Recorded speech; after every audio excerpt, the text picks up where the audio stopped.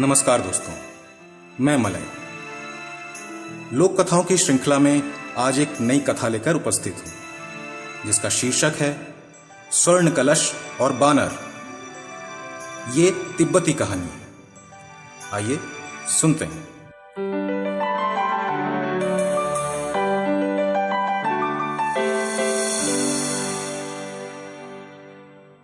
बहुत पुरानी बात है।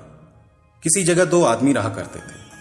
उनकी आपस में बड़ी गहरी दोस्ती थी। एक दिन वे दोनों खाने योग्य जड़ खोदने के लिए एक पहाड़ पर गए। जड़ खोदते समय उनको सोने का एक चमचमाता कलश मिला।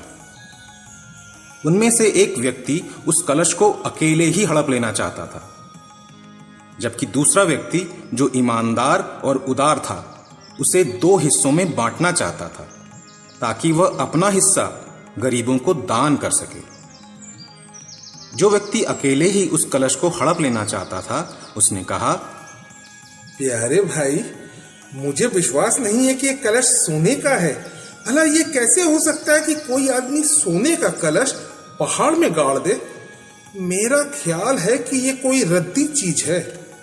ईमानदार व्यक्ति ने कहा, हाँ, बहुत संभव है कि ये कोई रद्दी चीज ही हो, मगर क्यों न हम इसकी जांच ही कर लें। अगर ये शुद्ध सोने का नहीं है तो भी कोई तो हर्ज नहीं। आखिर ये चीज हमको जड़ खोदते समय ही तो मिली है। दोनों व्यक्ति पहाड़ से नीचे आए और लालची आदमी के घर पर ठहरे।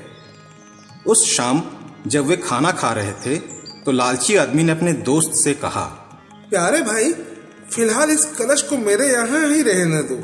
मैं इसको परख कर देखूंगा और अगली बार जब तुम यहाँ आओगे तो हम दोनों इसका दाम बांट लेंगे। ईमानदार व्यक्ति अपने दोस्त पर पूरी तरह विश्वास करता था, इसलिए उसने यह सुझाव मान लिया। अगले दिन वह अपने घर चला गया। कई दिनों बाद जब उसे अपने घर के तमाम मामलों को निपटाने से फुर्सत मिल गई तो वह फिर अपने दोस्त के घर आया। द्वार पर पांव रखते ही उसने देखा कि उसका दोस्त बड़ा दुखी और उदास है। उसने पूछा, क्या बात है, तुम इतने दुखी क्यों हो? उसके दोस्त ने जवाब दिया, दुख का कारण तो यही कलश है। हमारी आशा थी कि वह सोने का होगा, मगर जब मैंने उसे आग में डालकर परखा तो भाई वो फौरन पिघल गया। तुम खुद सोच सकते हो मुझे कितनी निराशा हुई होगी।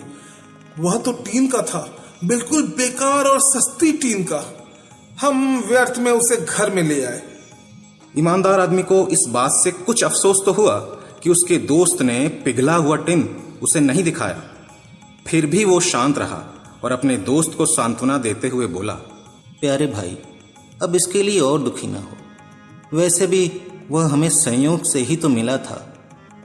सोने का हो या ना हो, क्या फर्क पड़ता है। लालची दोस्त को बहुत संतोष हुआ कि उसके दोस्त ने उसकी बात मान ली और उस पर विश्वास कर लिया। वह ये सोचकर मन ही मन बहुत खुश हुआ कि अब तो समूचा कलश ही उसके हाथ आ जाएगा।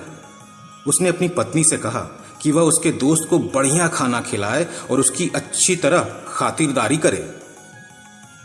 अगले दिन ईमानदार व्यक्ति ने रवाना होने से पहले अपने दोस्त से कहा, प्यारे भाई, तुम्हारा गांव तो बिल्कुल ऊसर जैसा है, जबकि मेरे गांव में हरियाली से ढकी पहाड़ियां, कल कल करती नदियां, सोते, उपवन, चारागाह, फलों के पेड़ व फूलों के बाग हैं।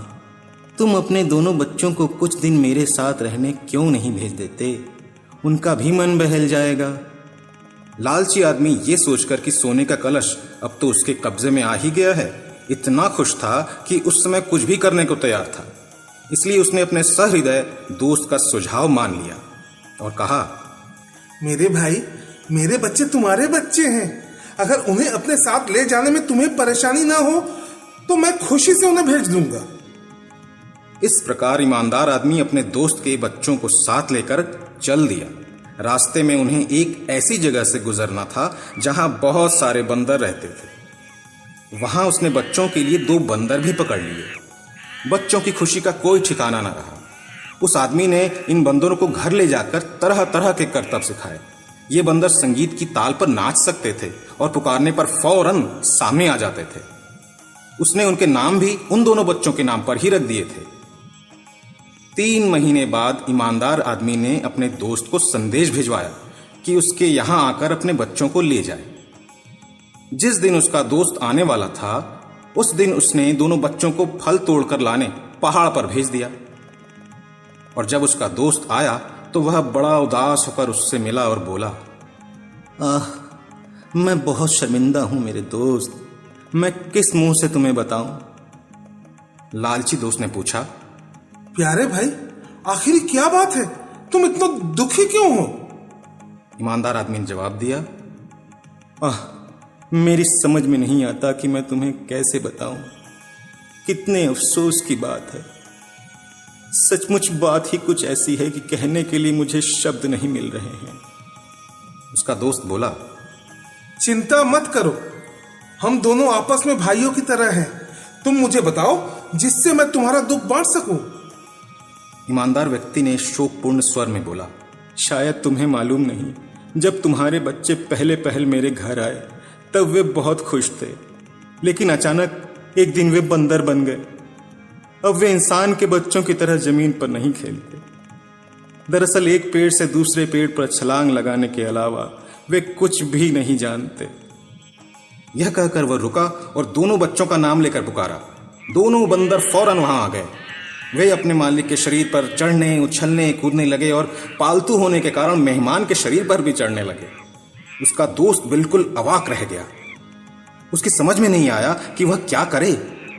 वह बड़ी देर तक उन बंदरों की ओर टकटकी लगाकर देखता रहा और अंत में सब कुछ समझ गया और बोला, प्यारे भाई, मैं अपना दोष स्वीकार करता हूँ। कलश सोने का ही है, वह पिघला नहीं था। मेरे बच्चे मुझे वापस कर दो। सोने के कलश में मेरा और तुम्हारा बराबर का हिस्सा रहेगा। ईमानदार आदमी मुस्कुराया और पहाड़ पर जाकर दोनों बच्चों को प्यार से घर बुला लाया। अगले दिन उसका दोस्त उसे अपने घर ले गया और दोनों ने सोने का कलश आधा आधा बांट लिया।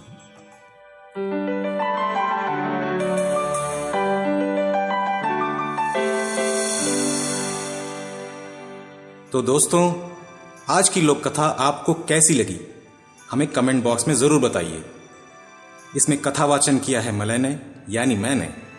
लालची दोस्त की आवाज है शैकत की एवं ईमानदार दोस्त की आवाज है मलय की, यानी मेरी। पार्श्व संगीत परिकल्पना, थंबनेल डिजाइन तथा एपिसोड संपादन शैकत।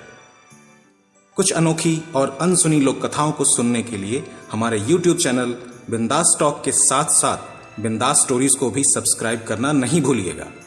पसंद आए तो लाइक करिए और शेयर करिए ताकि ये ज्यादा से ज्यादा श्रोताओं तक पहुंच सके।